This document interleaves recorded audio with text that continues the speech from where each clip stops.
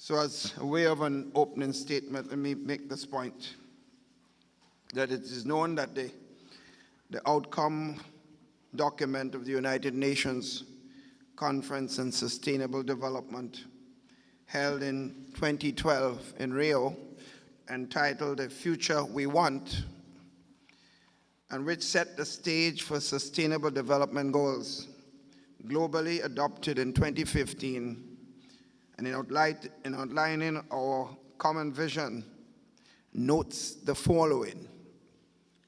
In paragraph 2 of that report, it states that poverty eradication is the greatest global challenge facing the world today and an indispensable requirement for sustainable development. In this regard, we are committed to freeing up humanity from poverty and hunger as a matter of urgency. That ends the statement in paragraph 2. In paragraph 3 of the same report, as I mentioned, we acknowledge the need to further mainstream sustainable development at all levels, integrating economic, social, and environmental aspects, and recognizing the interlinkages so as to achieve sustainable development in all its dimensions. Paragraph 4 of the same report states, we recognize that poverty eradication, changing unsustainable,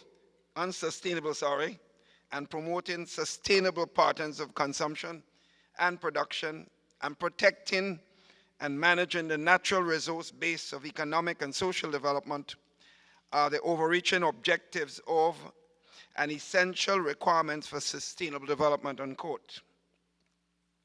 Our vision of the future we want is one of shared prosperity, free of poverty and its attendant evils, and there are opportunities, we believe, for all to achieve their goals. That's clearly our vision all of us should have. Today's seminar, therefore, the changing nature of poverty and equality in the Caribbean, new issues, new solutions, is intended to, A, provide fresh thinking on the transformative shifts in policies, approaches, strategies, and institutions that are required to speed up poverty reduction in the Caribbean, and also to expand opportunities for the most vulnerable groups in our societies. And B, to propose a new framework for assessing the effectiveness of existing approaches to poverty reduction in the Caribbean, and C, to offer new and innovative solutions to address poverty and promote shared prosperity. The format for the seminar is as follows. Following this opening remarks, the presentation of the topic will be done by our distinguished sister, Deirdre Clarendon, the division chief of the CDB Social Sector Division. And this will be followed by remarks from our three distinguished panelists, who are: 1, Professor Downs, the Pro-Vice Chancellor, Planning and Development of the University of the West Indies; Dr. Rolf Henry, Chairman of CARI Consulting, Trinidad and Tobago; and Dr. Anthony George, the Permanent Secretary of Social Development in St. Lucia. Each panelist, colleagues, will speak for 5 to 10 minutes. Sister Deirdre will have a little more than that, 12 minutes, because she has a lot of stuff for us. This would be followed by what I consider the meat of today, this seminar, this interactive session. That's why I said I wanted us to be as intimate as possible in this session. And as chairman, I'll wrap up the session after this. Colleagues, just remember we have 2 other seminars coming up, one at 4, and we must get out to here before that.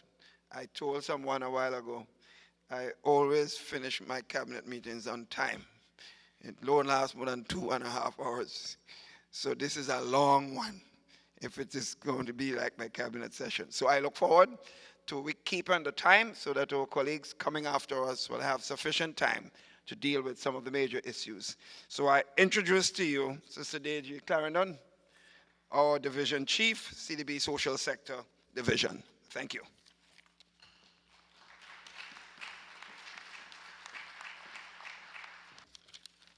Quickly, the countries in the analysis were Antigua and Barbuda, St. Lucia, St. Kitts, and Dominica, where we looked at the country poverty assessments which were funded by CDB over the period 1995 to 2009. We also looked at the survey of living conditions, that was for Jamaica, looking at 2 years, 2002 and 2012, and the asset well-being index, where we're mainly looking at the census data for Trinidad and Tobago, St. Lucia, Belize, St. Vincent and the Grenadines, Antigua and Barbuda, and Barbados and the Bahamas. Let me start by saying that one of the limitations of the study is the infrequency of the data collection on poverty. But we felt that, notwithstanding that the data analysis was robust enough to inform a few conclusions. And what are some of those conclusions or key findings? Some of those are well known to us. At least we know that poverty, although it is still high, we have had some gains and a reduction in the level of indigence. However, at least 1 in 5 persons in the region is still in poverty. Indigence, that is the food poor, declined in BMCs except Belize, where we saw 10.8% in 2002 and a 15.8% in 2009. We saw the post-2007 financial crisis reversals in Grenada, which moved from 32% in 1998 to 38% in 2008. And in Jamaica, from 9.9% in 2007 to 19.9% in 2012. I don't think that we are surprised by those findings in the post-financial crisis era. Inequality, we wanted to speak a little bit of inequality because inequality is important for poverty reduction. The Gini coefficient remained stable in most of our BMCs. However, 9 out of 19 had inefficiencies of over 40%. The highest were in Haiti at 6.1%, and the inequality was the lowest in the British Virgin Islands at 23% and Guyana at 35%. The key findings in terms of consumption data, what we noticed as well is that the wealthiest consume about 10 times as much as the poorest. So when we look at quintiles 5 and quintiles 1, the difference was that great. Again, speaking to the whole issue of poverty reduction and income inequality. What are some of the key findings in terms of the overall likelihood of being poor in the region? The increased likelihood, occupation and sector of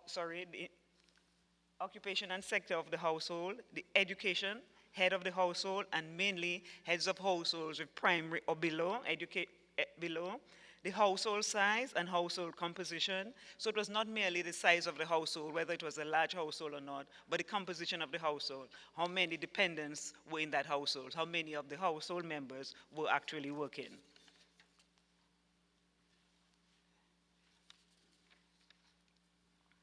The increase also, I'm going a little too fast. Another key finding for increased likelihood of being poor was the dependency ratio, whether there were many children or elderly in the household, whether we had issues of overcrowding, no access to piped water, poor housing quality, etc. And a major issue which was identified in this study was the whole issue of disability, and we'll speak to that a little later. The reduced likelihood, however, of being poor was having received remittances, the pension, having a good pension scheme, and health insurance access. We wanted to look a little bit at the multi-dimensional aspect of poverty, and what are the key findings here? When we look at the HDR indicators for multi-dimensional poverty, where we're looking at a number of different dimensions, for example, education, housing, and health, what we notice is that in a number of the countries identified, we've got quite a few of them who are over 40% multidimensionally poor. In Jamaica, where a detailed analysis was undertaken using the survey of living conditions, multidimensionality, the poverty index was 38.8%. Looking at MPI for Jamaica only, Again, using the CDB MPI, where we looked at the study MPI models, the multidimensionally poor were 26%, the consumption poor 20%, and those who were both consumption poor, that is food poor, and multidimensionally poor, we are 10.6%. I think there's an opportunity for us to do some further work to try to identify what has given rise to that difference in the level of poverty using both indices. Heads of households are more likely to be deprived in the employment dimension and least in the health dimension. And I'm not sure whether that has to do with issues of access to universal health care. What are the issues in Jamaica which has given rise to this indicator?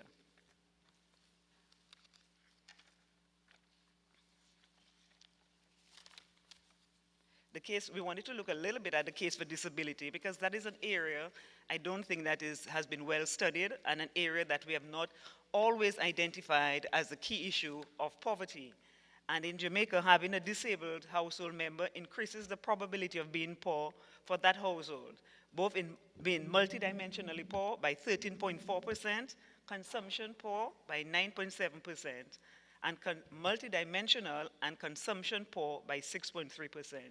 So what are some of our conclusions in that? That there's need to mainstream inclusions of persons with disabilities, and there's need for us to provide a coherent regional and enforceable national legislative policy framework.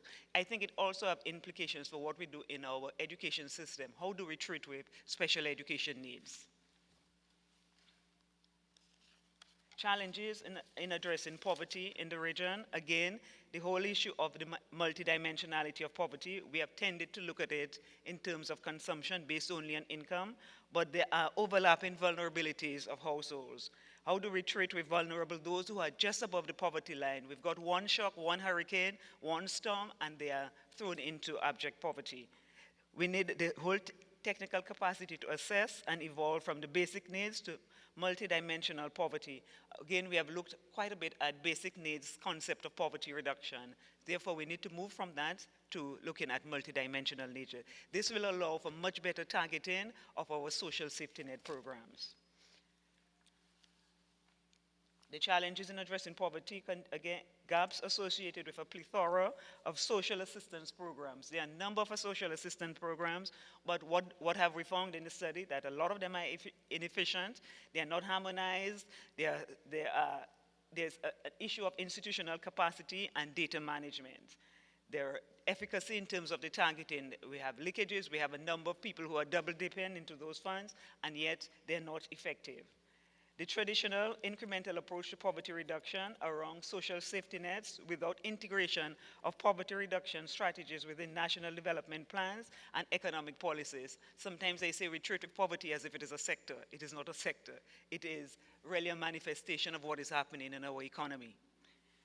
And so therefore we need to integrate poverty reduction strategies and action plans into our whole national development framework, and find a lack of a systematic monitoring and evaluation framework and a focus on management for development results. What are some of our strategic imperatives for moving forward on the poverty agenda? We need to infuse poverty impact analysis in all our development work, recognizing cross-cutting support for issues like gender, disability, mainstreaming, and the issue of social inclusion.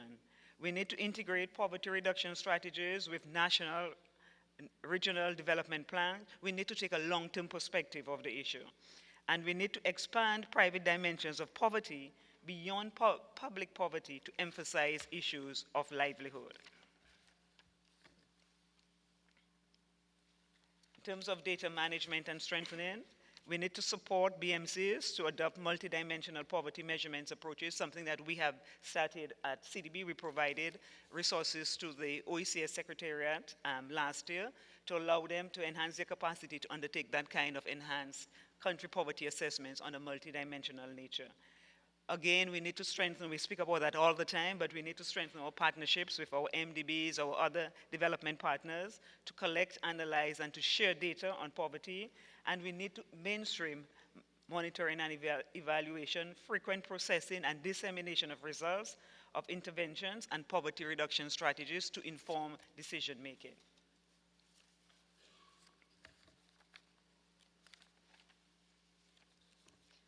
Programming at the institutional level, there is need looking at some of our social safety net programs to look at the whole issue of universal versus targeted or conditional interventions, rights-based targeting of indigenous peoples, because one of the areas identified in the study, in some countries, rural did not make a difference in terms of the level of likelihood of being poor.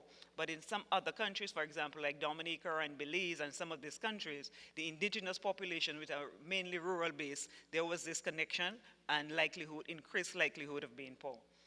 We need, again, as we said, for partnerships, both public, private, civil society, and we need for a case management structure to promote personal responsibility, transformative values and attitudes, and sexual and reproductive health issues. We talk about size of families, the larger the size and the larger the dependence, more likelihood of being poor. So there is need for personal responsibility in that area.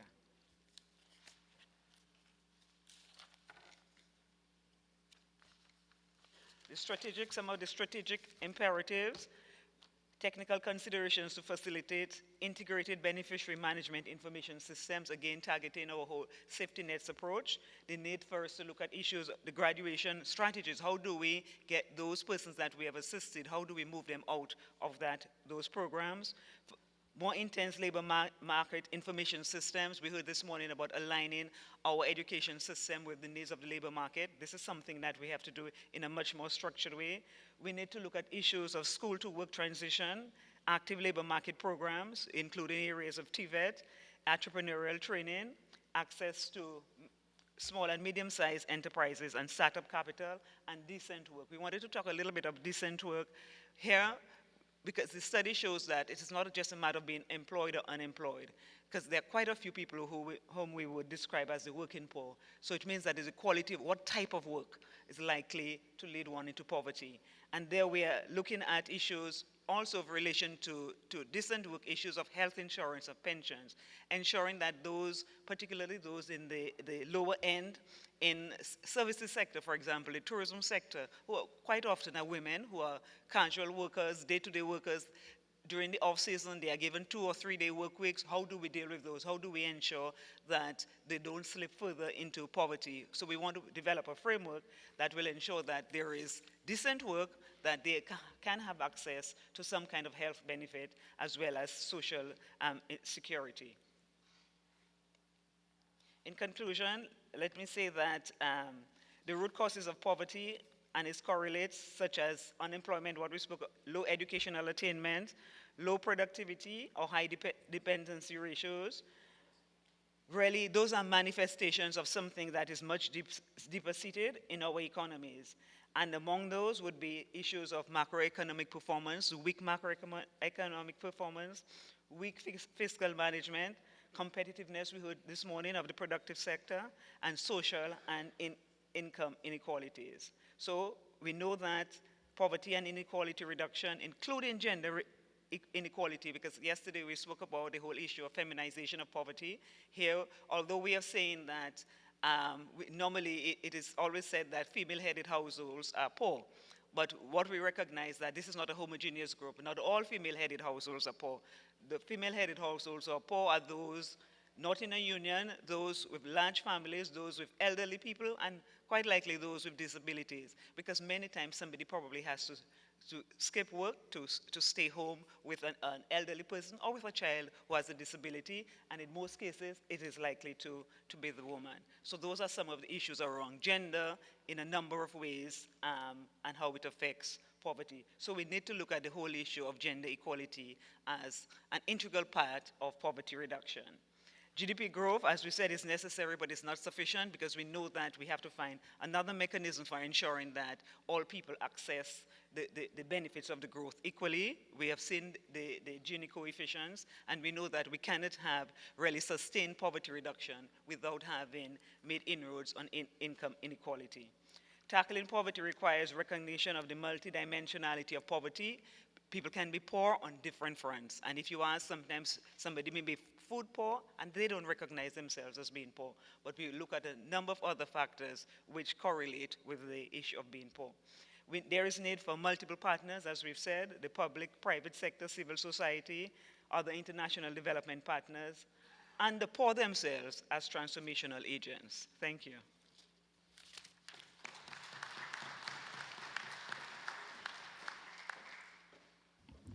Colleagues, I want to thank Sister Dedre for her precise presentation. She really did a good job in a much shorter time than we gave her, so she did an excellent job. So we're in a good wicket. So we'll ask our first panelist, Dr. Ralph Henry, our chairman of CARI Consultants. And so Dr. Henry, as you know, is a former economics professor and economics department chairman at the University of Western St. Augustine, and is currently chairman of the Heritage and Stabilization Fund of Trinidad and Tobago, the nation's sovereign wealth fund. So, Dr. Henry, with that kind of background, we really want to listen to you.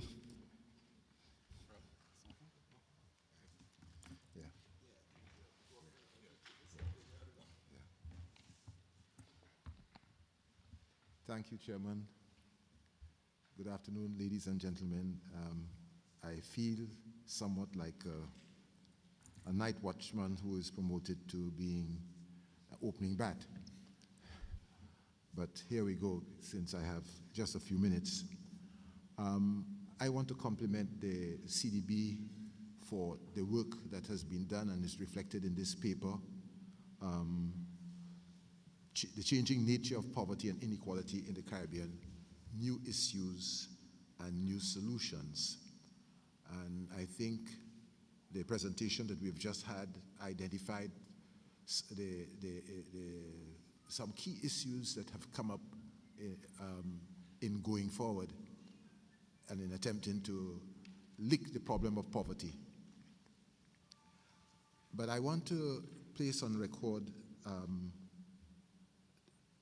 maybe a few specific points. One is that the study has mined a lot of the data that we have had that have been collated over the last 20 or so years. You see that the studies relate to the period maybe even as far back as 1999, coming right up to the present. So there's a lot of data that have been examined, and from that we can get a good perspective as to what has been happening. But I want to refer you to the presentation made by the President this morning that examined, from the perspective of the CDB, the challenges that are at hand. And I feel that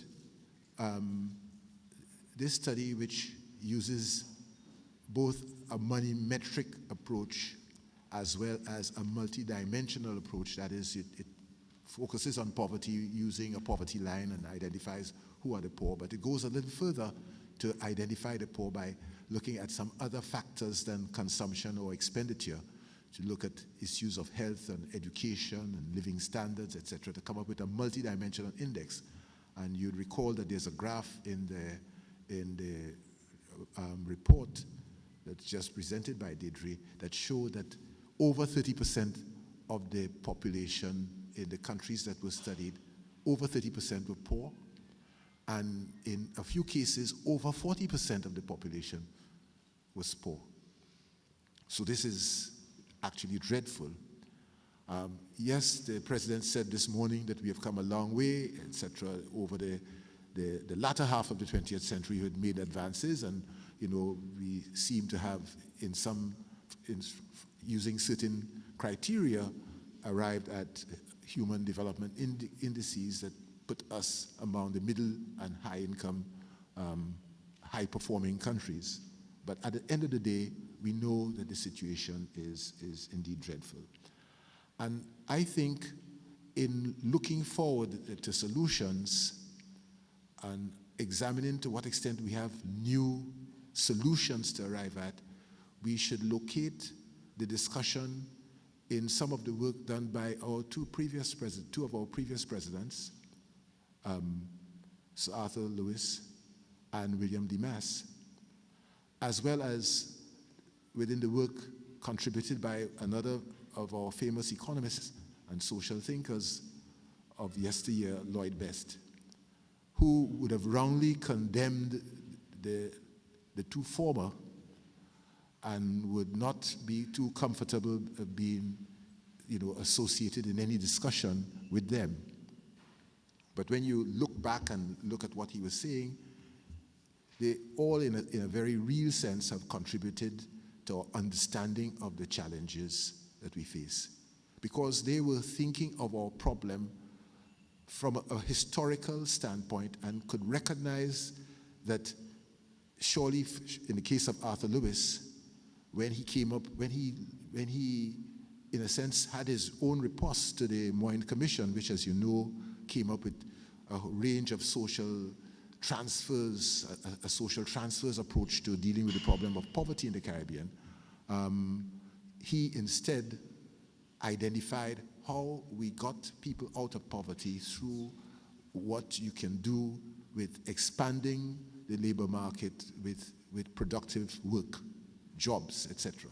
So that we had labor in the West Indies in late 1930s when I would argue that we were facing a turning point in the Caribbean economy, 100 years after slavery, and 5 or so years after the Great Depression. Arthur Lewis, having looked at the problem, labor in the West Indies, could come up later on with industrialization of British West Indies, and the idea of industrialization next to British West Indies was a radical idea, because the notion of British Caribbean West Indies becoming engaged in industry was actually quite foreign. Dimas, on the other hand, looked at the vulnerability created by small size and how could we get out of this trap using maybe all of our resources. Whereas Best, for his part, felt that they were too oriented to looking at the outside to solve the problem, and we needed to look at the mirror and look at the resources that we have internally. And I want to remind you and, in a sense, respond to the suggestion made by our colleague this morning, the President, about agriculture and agricultural transformation. And Best, in a sense, addressed it. And it was indeed a fitting tribute that we had last night to our guest lecturer with a painting that had a breadfruit and ackee. And the question that immediately came to my mind is, to what extent breadfruit and ackee adorn our tables, and to what extent ackee and breadfruit part of a la carte presentations in our hotels and other establishments. So we don't normally dress up to go and dine on an evening to eat ackee and breadfruit. And if we recognize that we don't do that, and we're talking about agriculture and sustainable agriculture and food security, etc., we are already, trying to whistle in the wind and do other things at the same time, because we're really not being serious. So this is the issue that Best addressed. And I would argue that we have come full circle again at the end of the last century, when we recognized that the economies went into decline, to a new turning point where the Caribbean, in a sense, can no longer rely on the North Atlantic as export-propelled economies to solve our problems. That we now we are at sea in the Caribbean Sea, so to speak, and have to create new goods and services, new products and so on, and compete in a wide open market, which implies, in what I call it, in a situation of the economics of rocks, training and educating large numbers of our people. So we talk about training and human resource development, etc., but again, we miss the boat because we think only of young people who are entering the labor market, people who are in the school system, rather than the 40% or more of the workforce who have not completed secondary education, who are already out there, and who are the part of that so-called competitive workforce that we need to transform these economies and to produce goods and services that are competitive in the new environment. So we are at another turning point, and therefore we have to draw inspiration from people like Best and Dimas and Lewis, because although those issues actually are not new, although the solutions in the present context may be somewhat different. And let me end, because I know I'm getting close to that point, Chairman. The paper does identify a number of issues, but I want to just touch on two which perhaps we don't fully recognize their difficulty. One has to do with catastrophe, because the hurricanes are more fierce and they're more numerous. And when you are the Prime Minister of Grenada and the Eye of Ivan is as large as the entire island, you know what disaster is. And when the Eye of Ivan passes and spends a little time over your economy and society and devastates your infrastructure, there is no way we can allow our countries in the region to assume that we could rely only on our own resources to solve a problem that we have not created. So that we actually do indeed need a catastrophe fund in dealing with our development issues looking down the road. And the other point that I want to make has to do with crime and security that is mentioned in the report, but again, the full import of the problem is not quite captured. The Caribbean, just as we are with regard to the global warming, etc., as frontline states, we are also frontline states in the narco-trafficking industry. Our borders are porous, and we cannot, Trinidad and Tobago recently, this last budget announced that they're going to spend so much on security, etc. We just don't have the resources to deal with the narco-traffickers. And it's again an area where in putting forward a program for the international community, we have to identify this as an area where we need absolute assistance. So, Chairman, I think the report is very useful. It pulls together a whole lot of data, provides us with information that we can use in planning, but I think we have to widen our frame of reference in identifying solutions for this turning point that Caribbean economies and societies face. Thank you.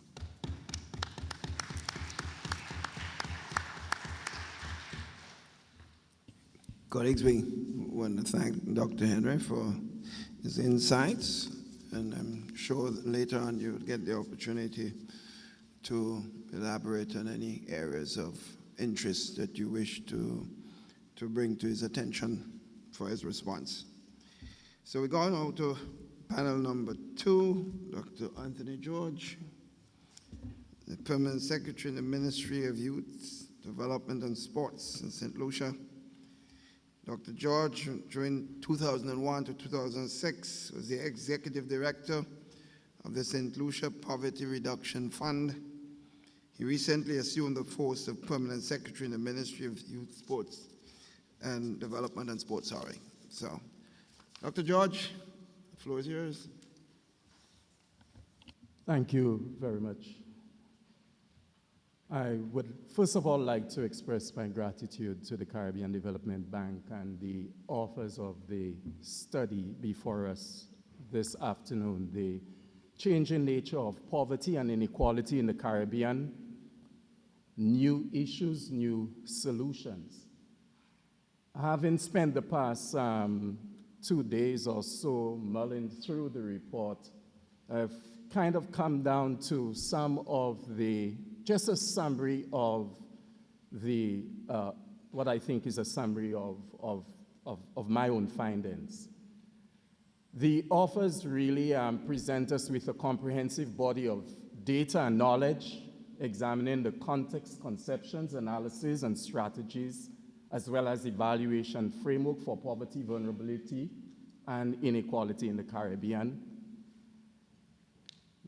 They draw from widely read global and regional literature on development, poverty, vulnerability, and inequality, demonstrating the nexus of such conditions and realities for consideration. We see here an advancement of the methodology for multidimensional poverty index and approach, and a proposal is made for poverty impact assessment for monitoring and evaluation. And I find that there is outlined clearly the potential drivers for multidimensional poverty, consumption poverty, poverty, and both, as the expression goes. For me, the offers candidly offers an interesting perspective, yes, of a transformative shift of inclusive prosperity and overcoming poverty within the framework of collaborative development, partnerships, and an alignment of poverty reduction strategies with the Sustainable Development Goals. My friend and colleague, Dr. Binfield et al., argue cogently, in my view, for the logic, the values, the necessity, and the power to develop. If you have not read it, that is the report. I would highly recommend that you read it cover to cover. For me, and when I'm going through this paragraph, if you really are familiar with all of this, you could just say stop. It is, for me, the discursive construction of the conditions of poverty and inequality and vulnerability among islands of the region of the OECS, and that is unrelenting. The events of global warming, increased food and petroleum costs, economic recessions and financial crises, as well as health risks which threaten adversely the impact of most of our tourism-dependent economies and societies of the region and the sub-region of the OECS. The articulation of such ideas as, small island developing states as economically dependent, highly indebted, vulnerable to natural disasters, and susceptible to external shocks continue on now from the very first poverty assessment report that I can remember doing with my good friend at the other end of the table. And these conditions have continued to undermine the social resilience of the communities and efforts aimed at poverty reduction in the Caribbean region. Having been through the report, I probably would think that a post-development reading of the study would, duly sign off the storyline as being the persistent stench of poverty and inequality and the trauma of vulnerability in the Caribbean. It would go on to identify that those that we conceptualize as being poor are trapped in such stink, which emanates from the rotten corpse of a development industry. And that is really a post-development reading of the text before us right now. I find it pretty difficult, having been in this industry and in this profession as a development practitioner for well over 20 years, not to destabilize and unsettle the development and poverty discourses which are constantly being advocated over and over again, from 1995 through to 2016 today. The language and conditions of deprivation, absences, and gaps that are constantly hurled out at us is so evident within the literature that we really need a transformative shift towards more hopeful conditions for me, which embraces the exchanges and linkages of global and regional partnerships matched by local resources, capabilities, institutions, and culture. I want to advocate, secondly, that we celebrate, we critique, that we protect, empower, and promote what is usually referred to as local cultures, diverse community economies, practices, beliefs, and institutions, that we can create a new space for women, men, boys and girls, and communities within our region to really pursue place-specific local imaginations and pathways to overcome poverty within the region. The third thing I thought from reading through the study is that although it purports to, but that we need to engage in more experimental, hopeful, and critical research programs and methodologies which investigates opportunities, possibilities among a diverse group of persons to continuously imagine and practice development differently. I am saying that the study before us does not necessarily address even the logic as well as the necessity to develop. It does not challenge that very same platform. It continues with a language of deprivation, the language of absences, the language of gaps. But it is not matched by the ongoing struggles among diverse households, communities, and groups which strengthen their individual, household, and community resiliences. Does not necessarily take into consideration the socio-cultural relations and networks that help overcome poverty. Please allow me to outline what I believe are perhaps 3 conditions for hope.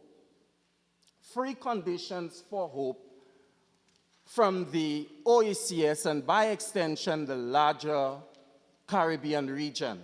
And that can really help us then explore what I believe should be an imagination and a practice of development differently. All 3 conditions are very well known among everyone here this afternoon. The first condition for hope is that, as indicated earlier, is that the Caribbean Development Bank has been conducting country poverty assessments since 1995. So from 1995 to 2013, there have been a plethora of studies outlining the conceptions, analyses, and strategies for poverty and overcoming poverty within the region. We have seen during that period some transformative shifts in both conceptions and analysis of poverty. So from the very onset, we've been examining the income consumption measures of poverty. We've moved on to examine the sources of unequal resources, opportunities, and capabilities among families, communities, and vulnerable groups. By 1998, we saw another qualitative shift in that the indicators of vulnerability and risk in relation to production and trading in the OECS as a result of the restructuring of the banana industry. Then we were then presented with measurements of participation, ownership, empowerment, and livelihood security. Let me say this, within the confines of these conceptions of poverty, there are opportunities for conditions of hope.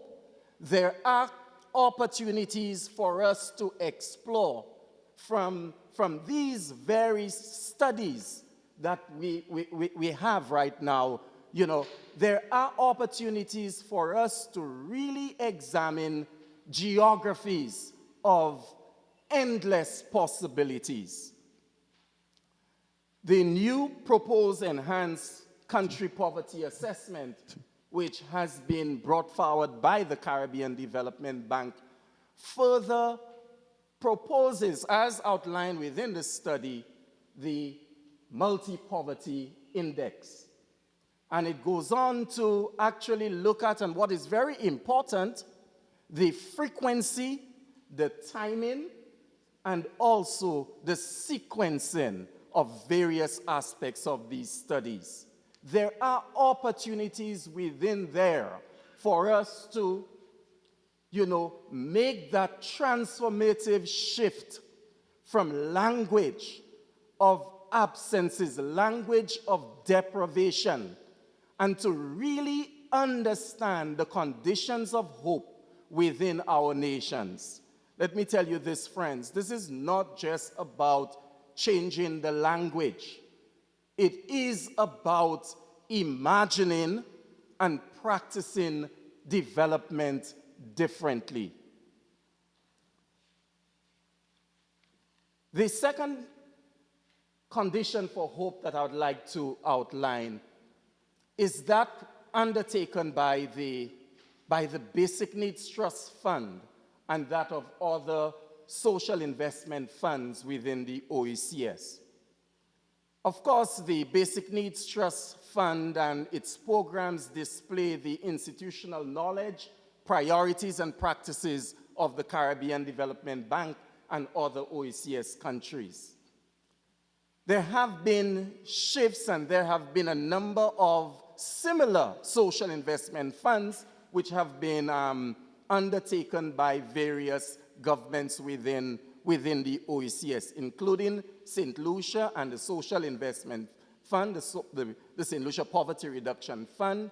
Then there have been in St. Vincent, in Dominica, and a number of the other islands have actually engaged in such undertaking where non-government organizations and community-based organizations are employed in deliberate strategy to provide services and implement programs with local communities.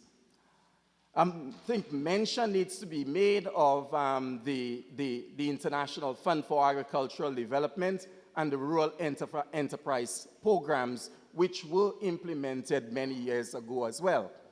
From these, we have understood this body of knowledge which is presented to us here. We have developed a number of poverty reduction strategies within the OECS, and that again, can really help us create the conditions of hope and the geographies of possibilities that we're speaking about.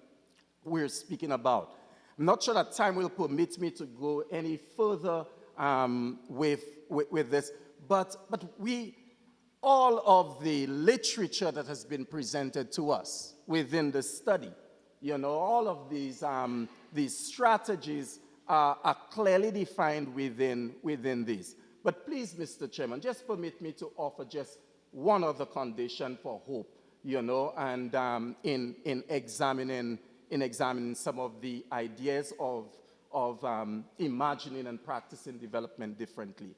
And I've chosen this one particularly probably because of personal preference, probably because of the type of support that has been provided with the type of global partnership.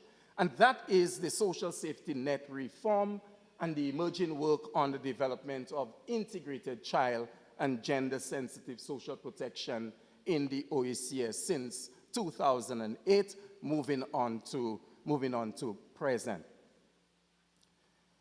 The work on social protection reform has led to significant engagements among governments, among UN agencies, multilateral and bilateral development partners.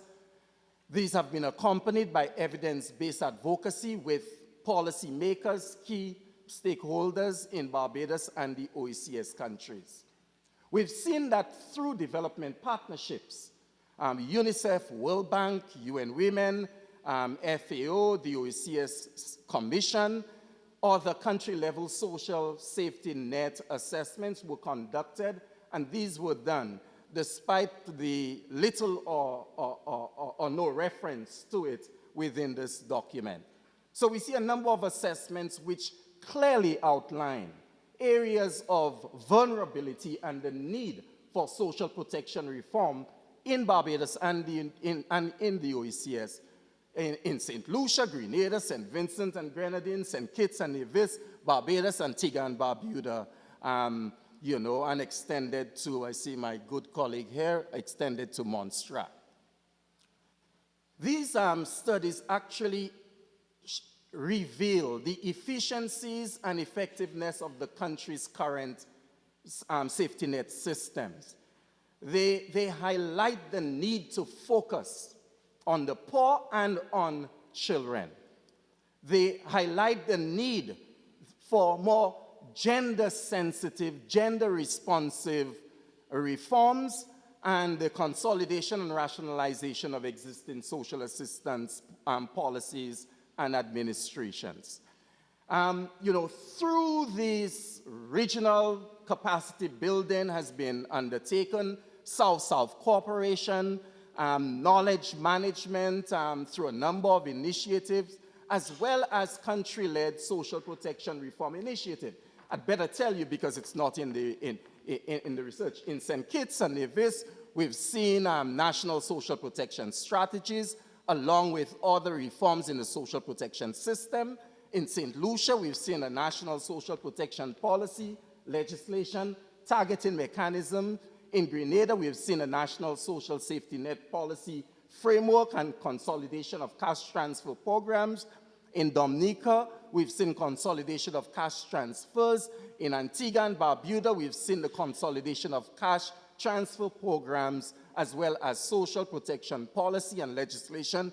In Montserrat right now, there is also an ongoing effort to really look at social protection policy, legislation, as well as the integration within this program of what is referred to as child and gender-sensitive budgeting. There is so much to learn as we change the language from deficiencies, when we change the language from that of, absences and gaps. There is so much that we can learn in enhancing equity and ensuring that social protection flows are rights-based, they are integrated, they are well-coordinated, they are evidence-driven with child and gender sensitivity.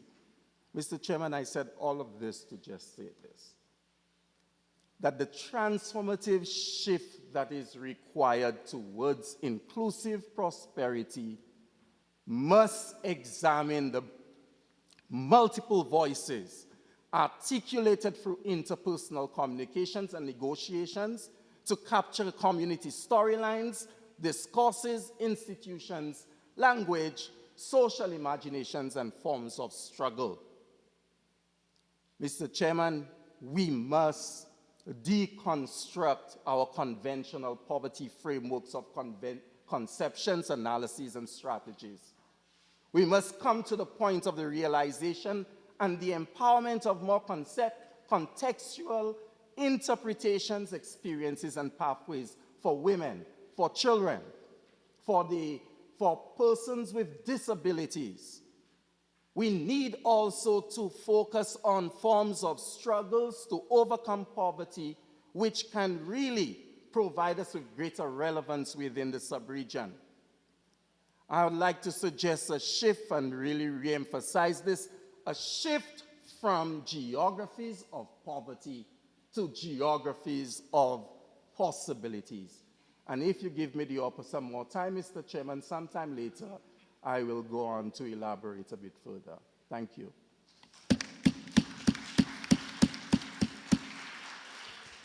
I think you would agree with me that the passion Dr. Henry has brought to this is a demonstration of his thorough understanding of all the research work, but more importantly, that he's working on the ground level, at the permanent secretary level, having to deal with all the problems that you meet with respect to poverty in your own countries and in the region. It gives you a certain perspective that is so crucial.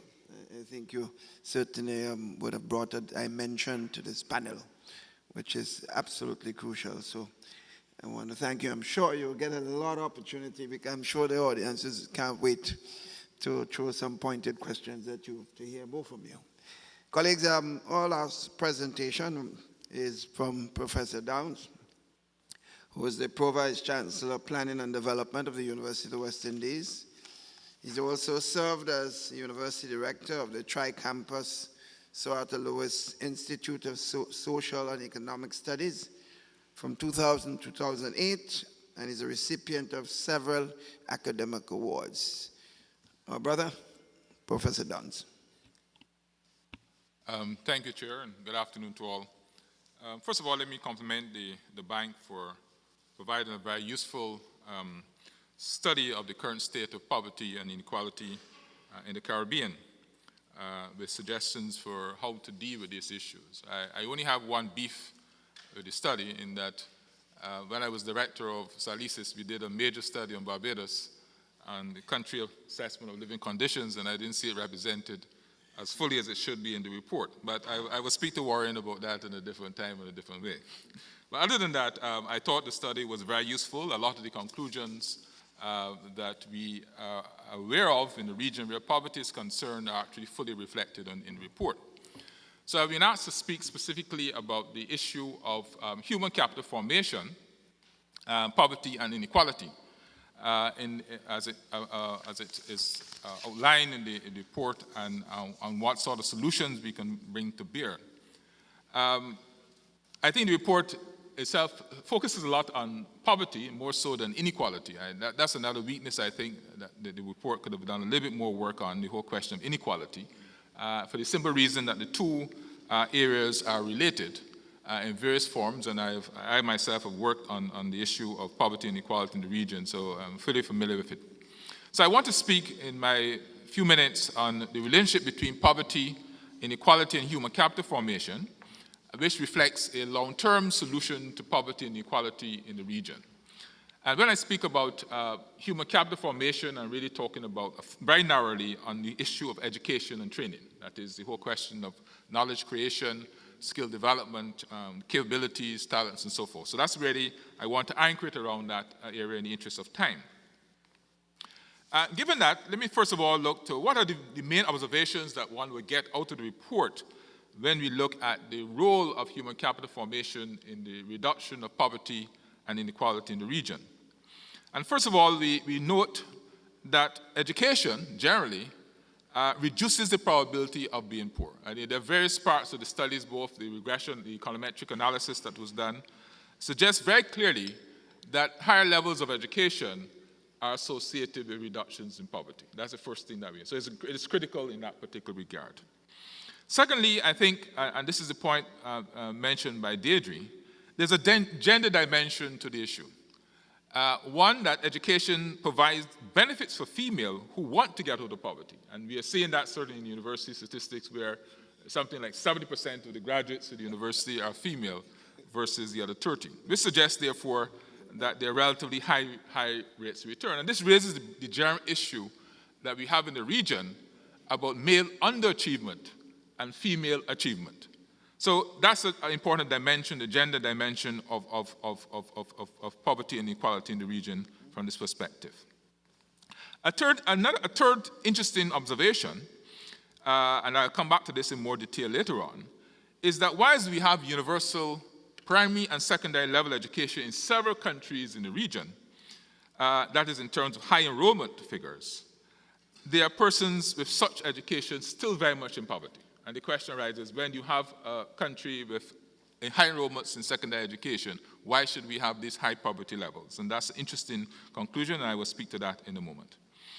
And then a fourth interesting conclusion, I think, that I want to highlight from the report, is that the education of young persons, and I'll come to this in relation to early childhood development, brings long-term benefits to those particular persons. Meaning, therefore, again, if we educate our young, ensure that they have high education attainment, the long-term benefits allow us to be reaping in due course. And this is countered in the report, where there's a discussion on the issue of child labor, where in some countries we are seeing evidence of child labor being used as a means of increasing income poverty. But at the same time, it creates a problem with those children being unable to attend school and creating a cycle of poverty in the region. So that is another issue, an interesting conclusion that comes from the report.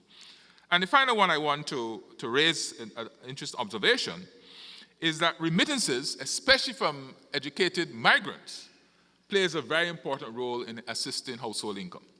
We have a situation where migration from the region has been pretty significant, but at the same time, the question where remittances have been. And this raises the big question that we've always had in the region, is this: can the remittances from our migrants compensate for the lack of in situ, that is the current skill resources being available to us here in the various countries?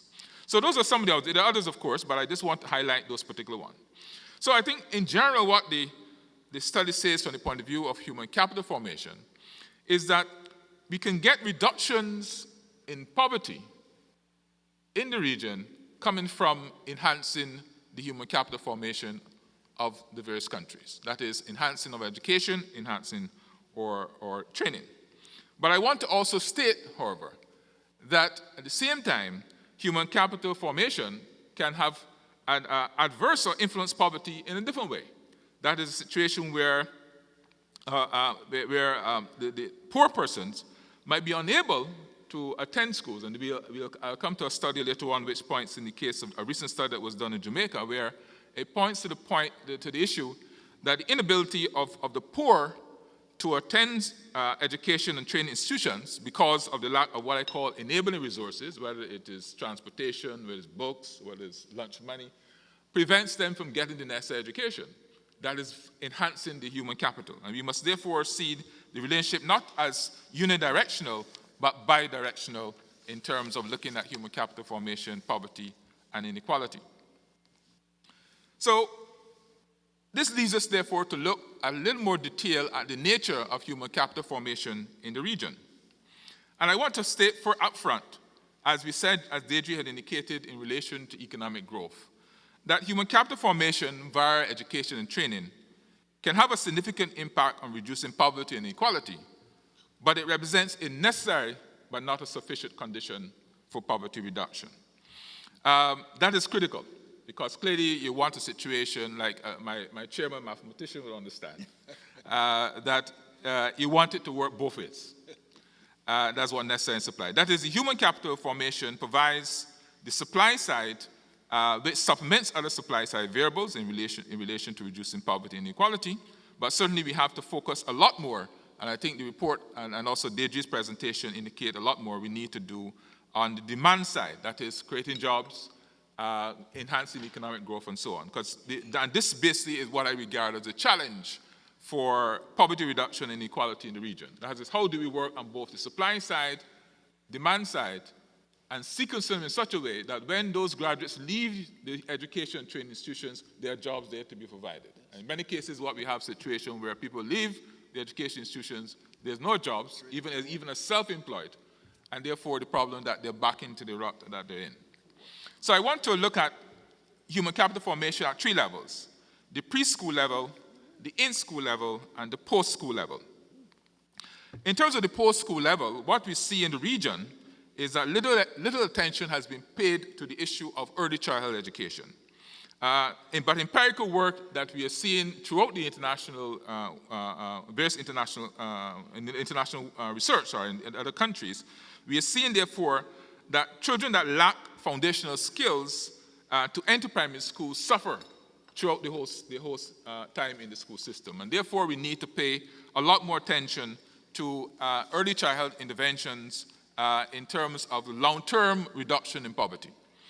And a very important study has recently been done on Jamaica. It is published in the Science Journal of 2014 and done with a former colleague of mine, which suggests, therefore, that early childhood stimulation interventions, which are psychosocial in nature, have long-term economic benefits. That is what essentially does, these interventions do, is to increase the long-term market earnings of those particular persons. And this was a longitudinal study done in Jamaica. And I would think probably it's something that can be looked at for other countries, where you trace the children from very young, school, right through to their school period, and see what has happened to them.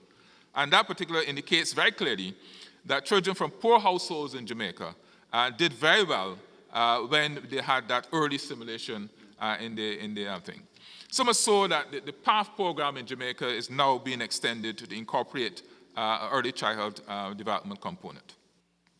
So that's early. So that says, therefore, that simple point indicates that we need to look, and this is a new area for us in the region, the focus on early childhood development as an important element where human capital formation is concerned.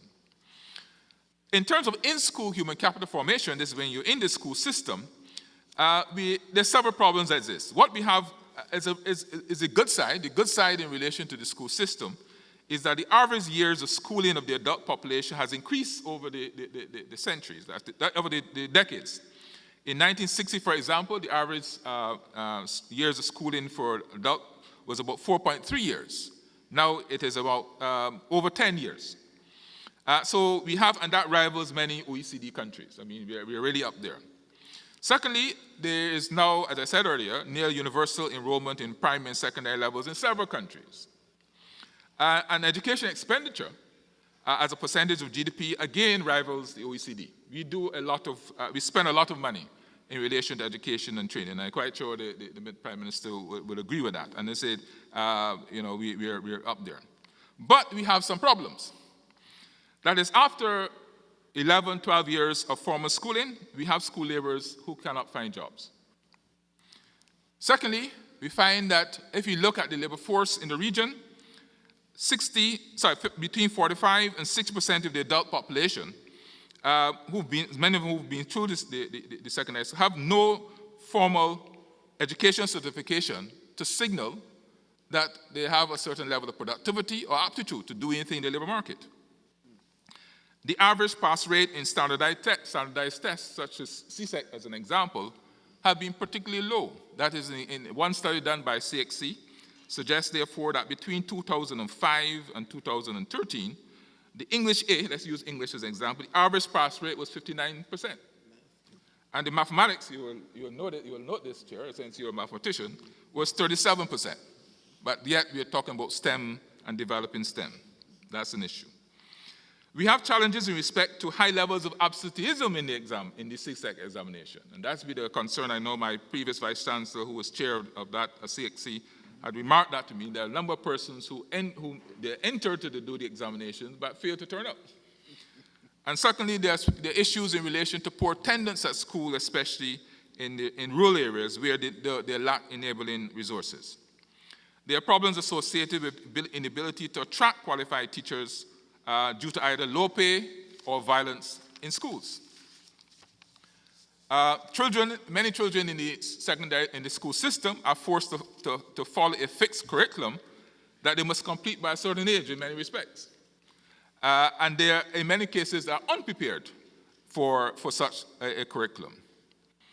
So what we have a situation where, in many cases, and research work both in Jamaica and St. Vincent indicate, that the school system inadequately prepares a lot of students for the world of work. That point, the point raised in the presentation about the transition from school to work has been a challenge for for us in the region. That is,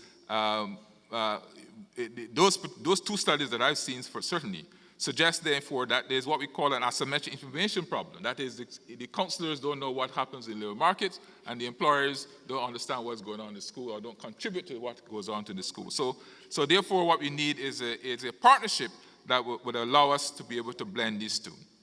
So we have a situation where the empirical research would suggest then that education plus skills is certainly needs to be emphasized more than just education alone, because certainly if you try to complete a curriculum without necessarily providing the skills in the secondary school system, we have a problem. So the downside of all this is that certainly we have several school leavers end up with no certification. They end up in low-skilled jobs, what we call elementary occupations in the labor force statistics. They end up either in the informal sector or, as Ralph was indicated, in the underground economy, so to speak. So we have, therefore, to address that aspect of poverty reduction and inequality via the human capital formation. So the question is, and I use the title of a famous paper, where has all the education gone? That is, after spending all this money, having gotten all the high levels of enrollment in the school system and looking good from the input side, the output is really the challenge. And we are seeing it certainly within the university system. So what happens, therefore, is that the deficiencies in the school system are made up in the post-school system. We have all sorts of skills training programs, on-the-job training programs, special institutions being established, which raises an additional cost to the countries that in many cases they cannot essentially afford. So we therefore need to fix the school system in such a way that certainly a lot of the deficiencies that I've identified will be resolved, and persons will have the necessary skills on the one hand, but they have to be complemented with the demand side on the other hand in order to overcome the issue of poverty and inequality. So to conclude here, what are the policy directions for human capital formation in the Caribbean in order to reduce poverty and inequality? First of all, we need to strengthen the human capital formation system, the education and training system, with respect to one, curriculum development, which must be flexible and relevant, and that has to go from the early childhood level to right up to the post-school system. Secondly, we have to emphasize greater teacher training, enhancing the quality and learning methods that are being used in the school system, and also providing the necessary enabling resources, whether it's equipment, ICT, and so forth. That is important.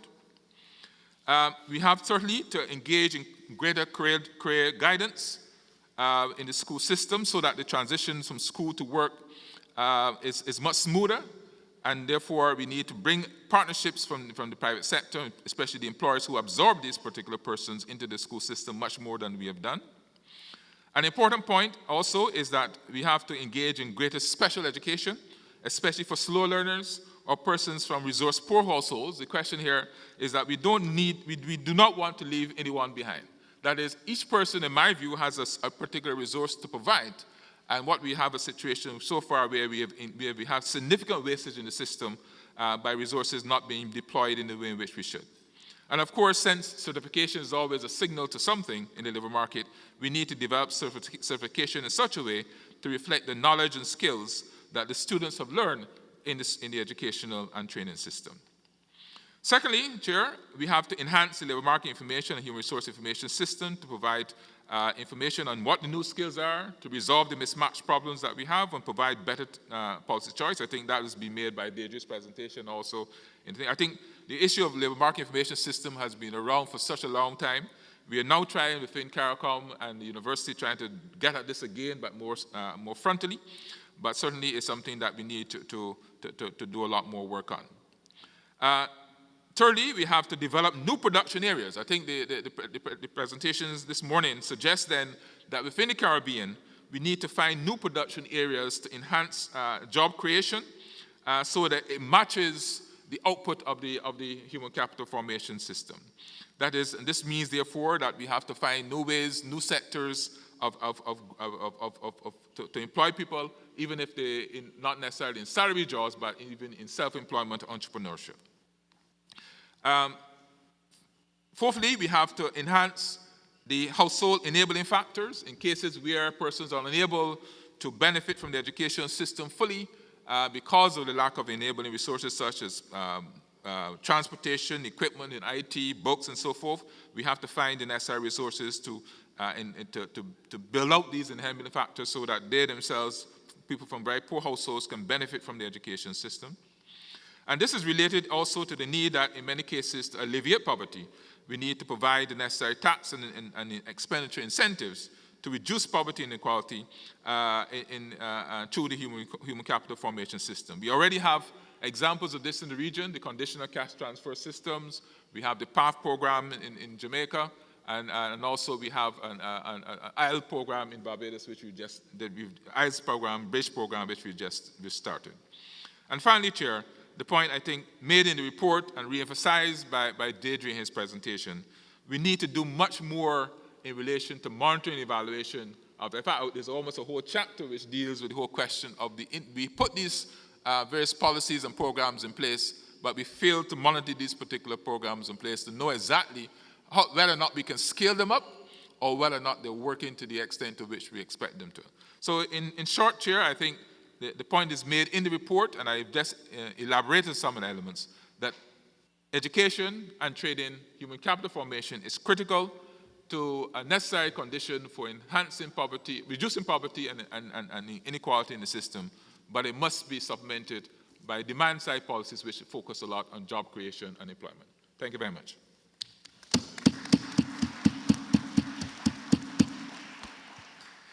Colleagues, I think we'll agree that our professor gave us quite a bit to chew on. In fact, our panel have given us a lot to chew on, and I did say that I expect that the most interesting section of this seminar would be your contribution or your questions or comments. So in looking at our time, I see we will have about maybe 35 to 40 minutes, and I would shorten my conclusion to 5 minutes so that we end here on time to allow the next seminar to start on the time schedule. Colleagues, therefore, the floor is open. What I would want you to do, if you lift your name tag there, please, or your baton, so that I can see when you're ready to make a contribution. So now the floor is open, colleagues.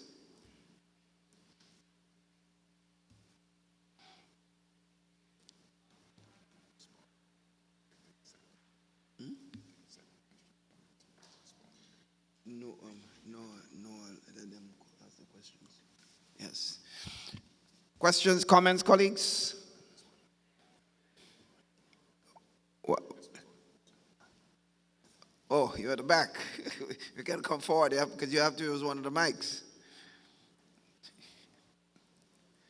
Would you tell just your name, please, and organization? Yes, my name is Christine Arab, and I'm the head of the sub-regional office for Women in the Caribbean. It was a fascinating discussion and wonderful to hear the multidimensional nature of inequalities.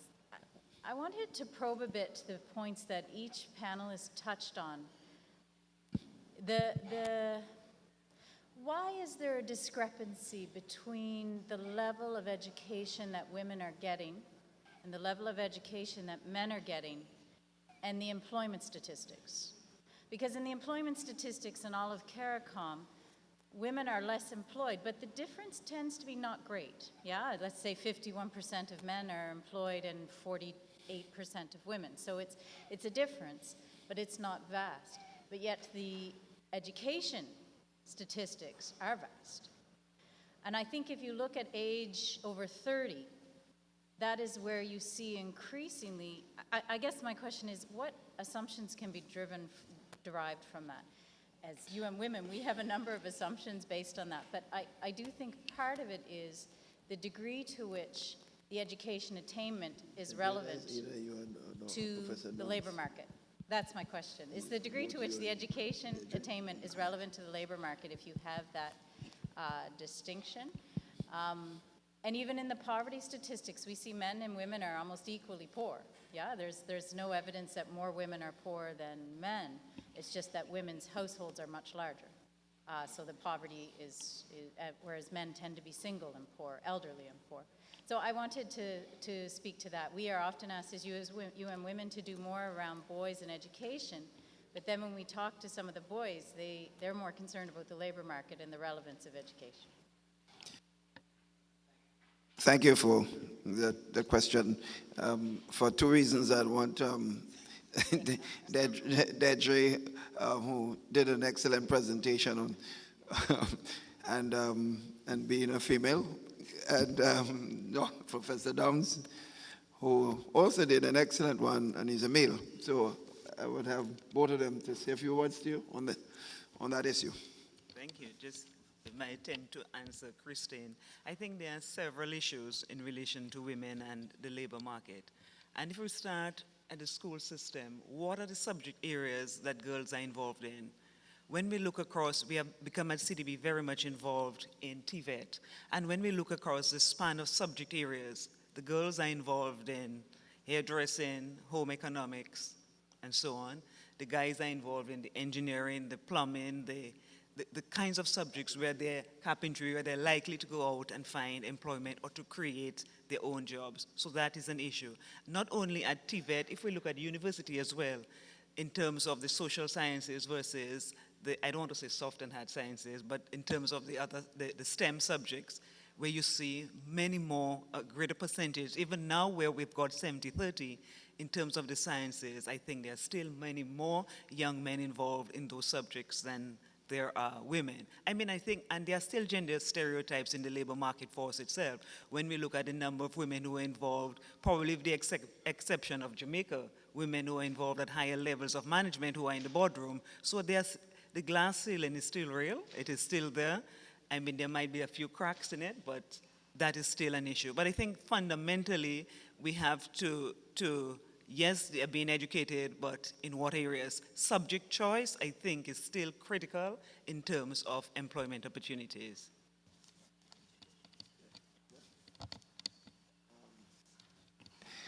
I assume Professor Dunn says he thinks the woman is spoken for all and sundry. I just want to add one thing that I have noticed in my own country, and I'm pretty sure it exists around an area that there is increasing level of employment opportunities, the area of security.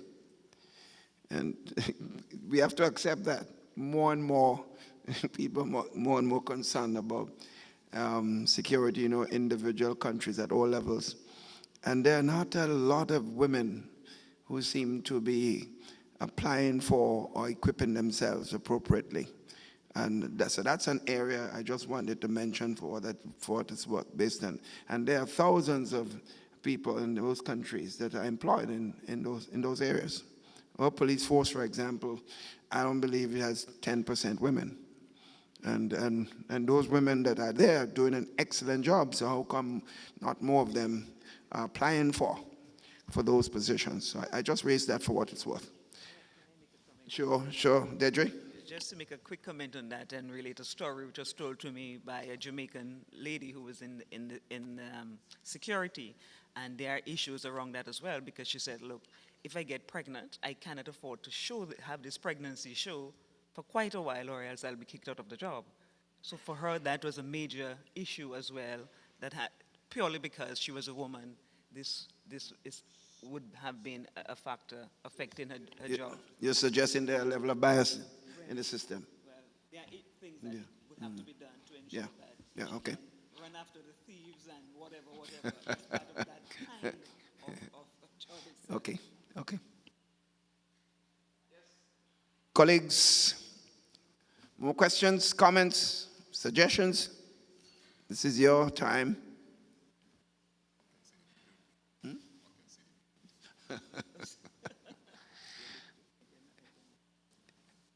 I'm assuming you want to ask CDB questions about more initiatives that it can take to help to deal with that problem of poverty. Okay, well, if we didn't get anybody, we'll let you. You good? You want to go? Yes. Okay, thanks. Just to respond to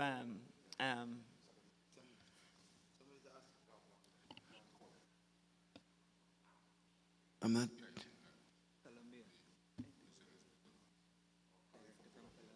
Where? Colombia? Thank you. My point insists a little bit on education, and I'm glad that you had the former question, because we assign a lot of power to education. The numbers in the region of engagement to education are not so bad. Then the results are not what we expect. So what is going on there? What is going on with the quality of education, with the efforts to it's a question of measuring the quality, of having better indicators. I was thinking about this yesterday in relation, for example, with women. We had yesterday a report about the issues of gender in the region that are not going well. But if you look just at enrollment in education, they are pretty close to the numbers we expect they should be. So there is something in our expectations of education that we are not doing well for using that as a transforming tool that we expect it to be. So what comments do you have about this? Thank you. You want to go ahead? Yes, I want to refer to a comment made by Professor Downs, and a question he asked, or a paper that was written, where has all the education gone?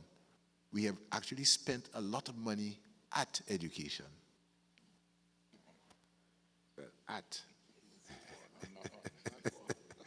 So you know, you look at the budgets, yes, the expenditure is high. We have large numbers of people who are going through the system, but the results are quite poor. And when you compare our performance in the education system with countries that have caught on to the importance of knowledge as a transformative element in economic production, you know, East Asian countries, you know, and I did a study some years ago. You looked at the comparative markers, what we were doing in the Caribbean. We spent so much on education. Singapore, likewise, but the results at the secondary school level, vastly different. So they were getting 80% plus, and when they did badly, surely in the STEM subjects, the so-called STEM subjects, they got 70%. And when we did well, and that was Barbados, we got 60%. So that we, surely for the last 30 years, have not been performing at that level compared to a Singapore. So no wonder why we talk about a knowledge economy, but we are not really equipped. You know, so we have a labor force where 40%, 60%, Professor Downs said, do not have appropriate certificates. And to add to that, you know, we have the segmentation of the labor market, so that, yes, we do have some people who are being educated and performing at the education system, but we lock them out of certain occupations. So that in construction, we would look for the last man before we employ a woman. So we have those kinds of issues in our labor market and also in the education system. Yeah, just to add to what Ralph has indicated, the World Economic Forum has its report puts countries into various stages of development. And Trinidad and Tobago, as a classic example, is one that is, if not in the innovative stage, is the highest stage. Barbados is transitioning too. And when one looks at the quality of the labor force that's required to move into innovation, it is a divergence. And that's a main challenge that we have. And I've had to battle this thing over the years in relation, since I'm a part of an education institution, as to what is happening in terms of education. So I think that's the basic core question you have. And as I said, it starts, at one point in time, we thought it was just a secondary school system. The problem was there. And therefore, it was a question of you trying to force people to go to school up to a certain level, to force through a fixed curriculum. Everybody must do this by a certain time, and they must leave. If you reach 17, you don't have a certificate, you have to go outside and so forth. Not understanding people learn at a different speed. They have an aptitude for certain subjects and not others. And therefore, we have to have a certain degree of flexibility in the school system, which we don't have. I think that's number one in my view. Secondly, you have situations where there are problems in respect to teacher quality. That is problematic. I've taught mathematics in the school system at the university, and I can tell you that many teachers just teach by rote, literally. They don't understand the application of mathematics, and people just get frustrated and fail.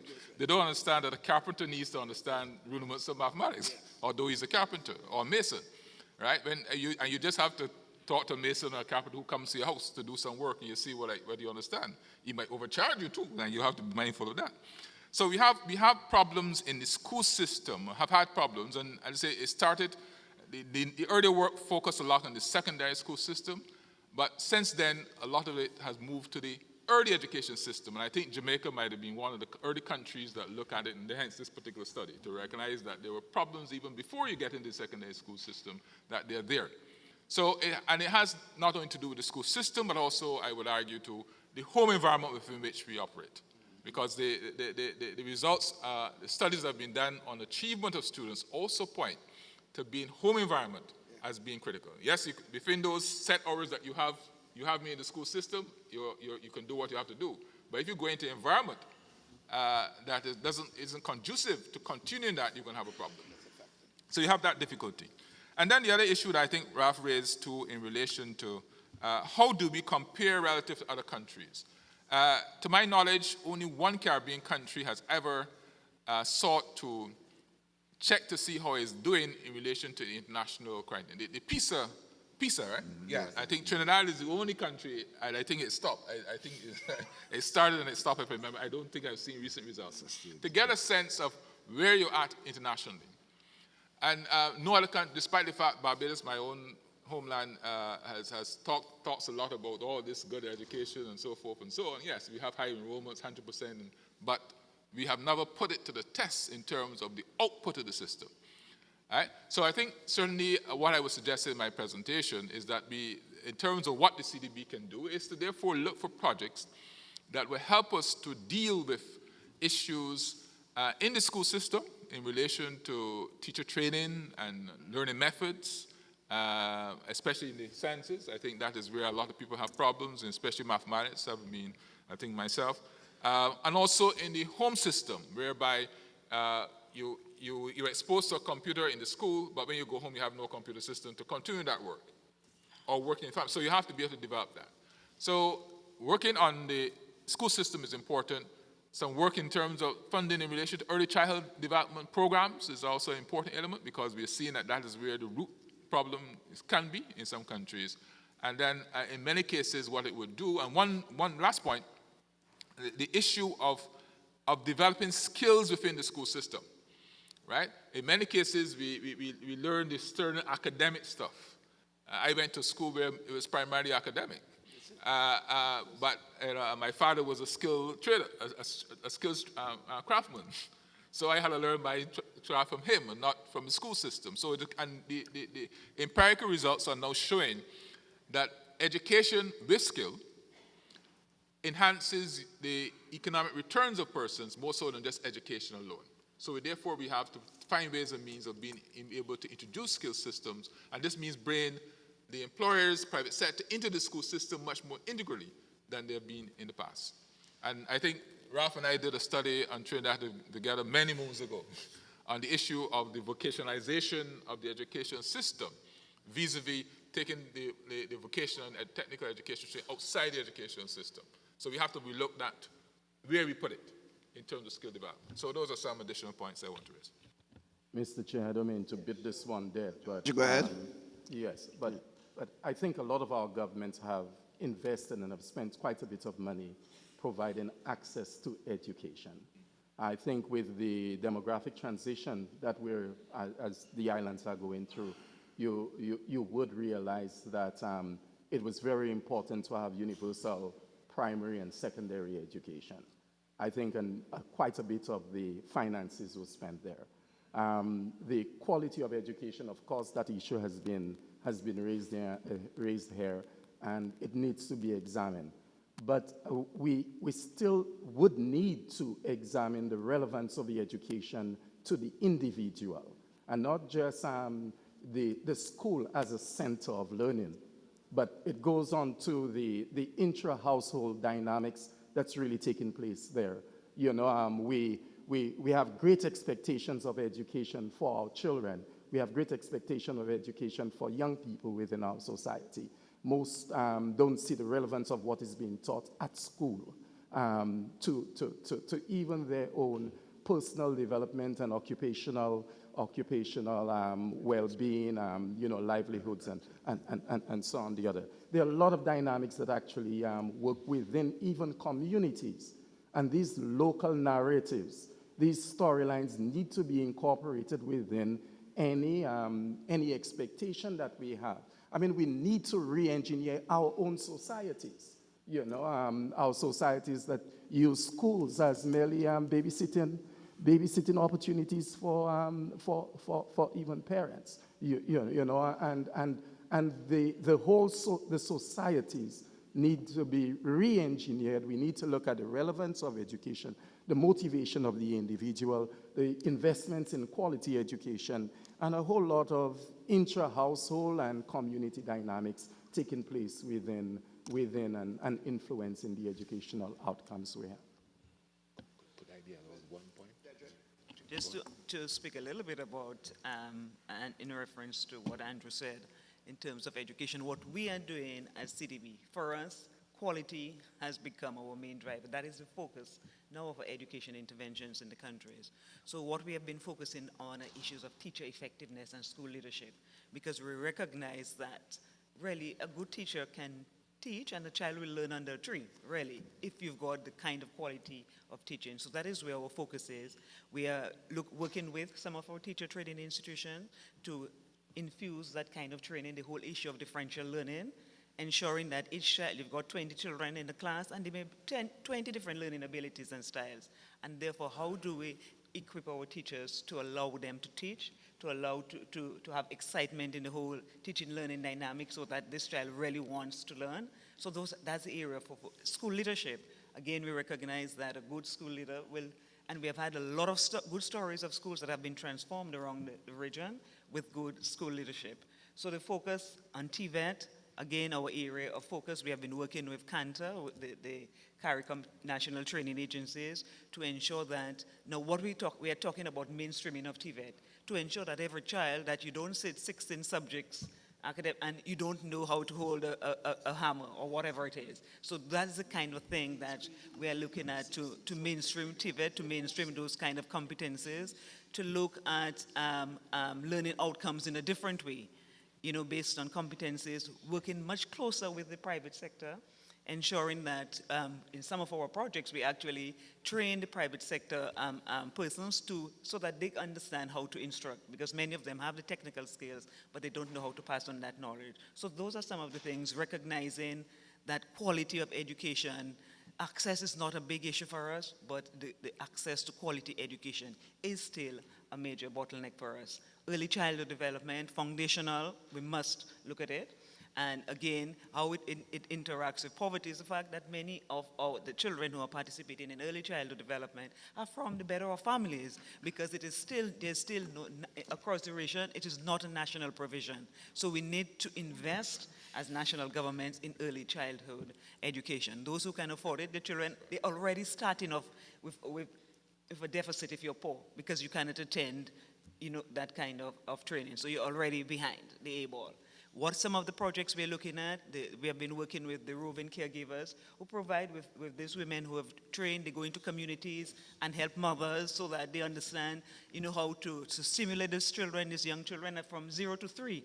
So those are some of the things that we recognize are important. Another area, and I mentioned it in the presentation, which came out of the study, and it's not something that we have discussed in a deliberate way, the whole issues of disabilities and how that affects poverty. And it affects it in a number of different areas, and particularly, as I said, for women, because somebody usually has to stay home to take care of this disabled person, and it is usually a woman, and this person is either working part-time or not at all.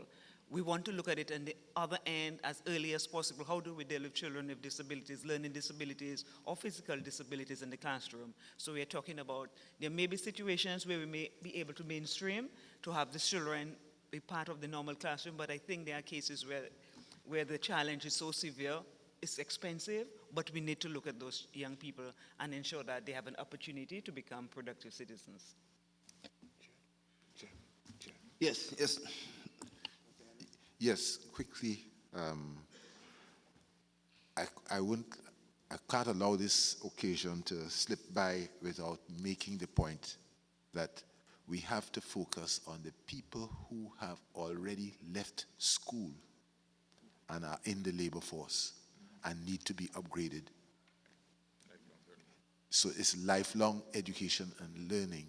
And to the extent that we talk about sustainability in a world where flexibility and change are the order of the day, we have to, in my notion of the economics of rocks, the real resource you have is the human capital or the human capability or possibilities.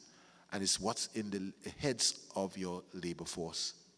With life expectancy increasing and the possibility that we have to keep people in the labor force for much longer than age 55 or age 60 or age 65, or maybe even up to 70.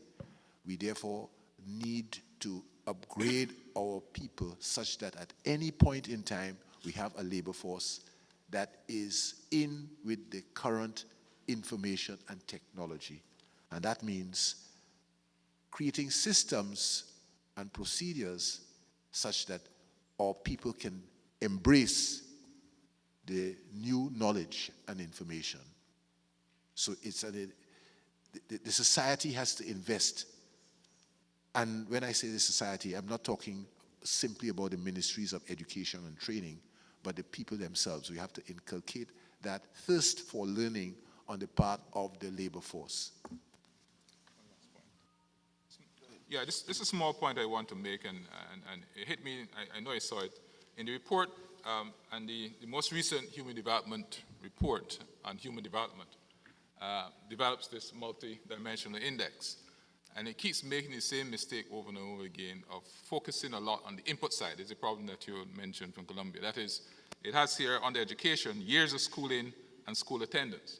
Now, if you look at Barbados as a classic case, you will get high marks for those. I'm not sure about Grenada, but certainly for Barbados, you will get high because they're both compulsory. You have to go to school, you have to attend, and you have to go to a certain age. So you will always look good, but it will not reflect the underlying poverty. And I think certainly as developing countries in the region, if we want to have our own understanding of multi-dimensional poverty, we can't rely on this. And I think I see Warren had tried to help in terms of additional elements, but I think we have to focus somewhat more on the output side of the education system, much more on that. Find indicators that will reflect what it is. It might mean, therefore, the CDB might need to develop its own multi-dimensional poverty indicator, which reflects, in my view, a lot more on the output side, because that's where the effect comes. Don't just the inputs, because you have institutional and legal systems, regulatory systems, which force you to make these indicators look good. But when you force somebody in a certain way, it comes out the other side bad, and you want to know, well, what happened? So I just want to push that point, that that's another area for CDB to push. Colleagues, any more contributions on the floor? Yes. Yes. It's not working? It's working, it's working. It's working. Yeah, it's working. Thank you, Chair. I just want to throw one little thing into the mix. It wasn't mentioned, but I think Anthony alluded to it. And that is around the things that underpin poverty reduction, actually. This is the area of what we call unpaid labor and valuing that unpaid labor, usually performed by women, but also increasingly being performed by men. And that part of the policy making, the part of the information to go into that policy mix around poverty reduction, because it does have an economic value, would be to, I don't know if it's in the time use surveys or special questions in the next coming census on how many hours does a family member, adult family member, and increasingly, as somebody, Anthony himself said, probably even children, are involved in unpaid labor in households because they are poor, yes? Probably also taking care of persons who are disabled, aged parents, and so on. And that it is important to have that kind of information. I don't think it was in the study because I don't think we have studied it well in the Caribbean, and how that informs the social protection policies, which of course have a cost. Yes, it informs our aging policies, it informs a number of things. And another point I wanted to make, so that was one point, the importance of valuing the unpaid labor of those of us who are poor, including the working poor. I didn't hear that term mentioned either, but people alluded to the increasing working poor. And especially as different areas of our economies crumble, we have loads of men who are going to be unemployed quite soon in Trinidad and Tobago. It's probably going to happen in the oil industry, I don't know. Anthony alluded to what happened in the banana industry. So that kind of disaggregation and forecasting would be important in the kinds of policy making that would help us through as in some next steps. The other thing is about, a point I wanted to make, is about youth. And I think we would see it tomorrow. And youth, young people, and myself are always, oh, come on. Young people are focused on mobility. Yes, they say so. And if that mobility isn't inspired in a system that is confining and warehousing, they find it outside. It's about mobility, moving forward. And somebody referred to the Moyne Commission of years ago, and education was for social mobility. And well, indeed, these days, well, education is still for mobility, whether it be through class or other social barriers. And I think we have to consider all of that in defining the systems approach for human capital development to take us out of poverty. And I think I heard it in different places, but particularly for what can we do about youth? The youth life is experienced not only in a household, a lot of it is on the street, as we know, and the mobility imperative is always driving. And it drives girls into some very strange, dark places in this Caribbean region. Yes? And I want us not to forget that, and not to forget the invisibility of that experience for girls, while boys have a more visible, risk-taking, open mobility kind of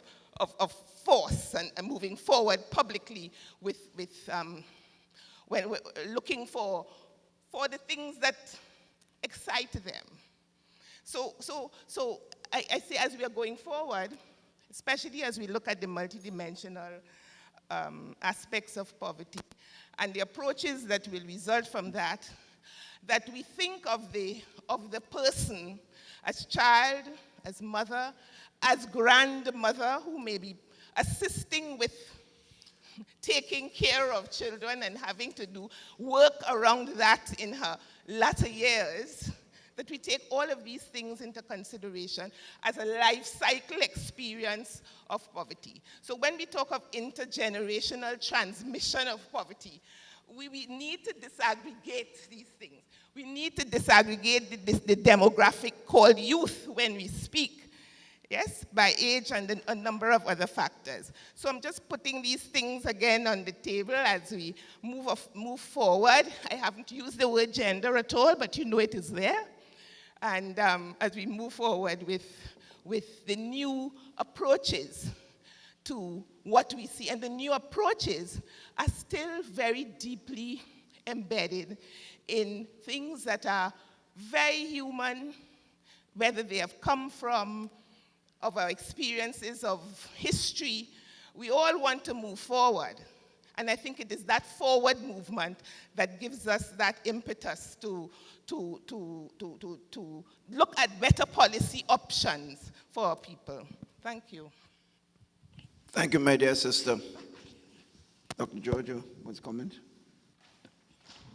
I think that, the issue raised here is really about engendering our development within the region. And I think that we would very much agree that our society is, although there is progress, that our society is still defined considerably by the gender roles and socialization, not just in the homes, but in the schools and within various communities. I think Mrs. De Beek recognized the multiple roles performed by women within our society, that of reproduction, that of production, and even that of the community management roles. And a large proportion of such roles are actually that as characterized as unpaid labor largely. Although these contributions are so important for the development of our communities, for the maintenance of our households, and even for the progress and the development of young persons and children within our society, it still is not recognized. Largely, it's not there are no remuneration on these, and within the new development paradigm or development discourses that we engage in, we need to recognize these. We need to value these. We need to provide a type of support services, as well as that of the incomes that are so greatly needed among our women. The question of youth and development and the human capital formation, I think it is very important that our society in and of itself recognizes the peculiar opportunities and even challenges of youth right now. There's no way in the region that you actually go, you actually travel to and read the reports that you don't actually recognize that there is a situation of and significant challenges with youth employment, and these issues will continue to be relentless within our societies if that there are not measured and targeted programs and opportunities provided for in providing new technologies, in providing for more opportunities for employment in areas that are the areas of the 21st century. The areas that are presented to our youth right now, for employment, is largely unattractive. It's largely, not even parallel to even the level of education, the level of studies, the level of engagement that they've had. And I think that we really need to engineer a new society, that really, and again I will say, that that unsettles what we have right now, that really seeks to promote new ideas, that seeks to promote new occupations, new professions, and take advantage of the opportunities currently present themselves. Thank you. Dr. Henry, I give you... Yes, I have my colleague, my timekeeper, well, he gave me a signal a while ago. So let me just, very short conclusion to this. I think it's fitting for me to thank the Caribbean Development Bank for ensuring we have this very important seminar. And today I thought that there's a lot of useful information that came out of this session. I think it's clear to me that deep thought was given to the construct of the panel, that you have the wide-ranging background and skills of the panel would have given you a clear view of some of the challenges that we faced. I think in terms of the initiatives of the Caribbean Development Bank, specifically mentioning the BNTF program, another initiative that zeroes in on poverty. I would just ask Deidre, that's one of the areas I think that we need to look at. It was mentioned this morning, but I can't remember which one of the speakers, the need for the governance issue. Some of these programs that our institutions initiate, there have been a lot of bureaucratic problems associated with them, and a lot of times obstacles are put in our way of solving problems on the basis of a lot of bureaucratic hurdles, and sometimes you get the impression that a lot of ego playing more than actually seeing that the work gets done and the effect on the initiative reach the people as much as possible. Just to also mention, Deidre, from your paper, one of the things that I really feel that we are making progress in, I have been in this question of governance for a long time. It's 32 years in this business. And I know for years we've been making a lot of decisions at the policy level without any scientific data. Is how I feel. And the next guy comes in and says, that's not how I feel. This is how it should be done, and we make a VOOP again. And the VOOPing has been costing the taxpayers a lot of money. So having us zeroing on the scientific aspect of this data collection and making sure that the data is not just on the whims and fancy of individuals or to carry out certain results, but genuine scientific and data collection processes. I think that is an area that I want to compliment the CDB and to say that we need to continue to move more and more in that direction. But I do want to thank on your behalf the distinguished panel of Brother George from the government and people of St. Lucia, Sister Deidre from the bank, and clearly you've given the insight that we've had from your presentation. Colleagues, and just to say that your flash drive, you should be able to access our presentation. I know there's a lot more in it than she was able to present here this afternoon. And my two distinguished colleagues to my right, Professor Duns, for your insight and your presentation. And Dr. Henry, I felt your work before in Grenada, so So I know about what you have done at a practical level. And therefore, I want to thank all of you colleagues for this very special afternoon, and enjoy the rest of it. Thank you.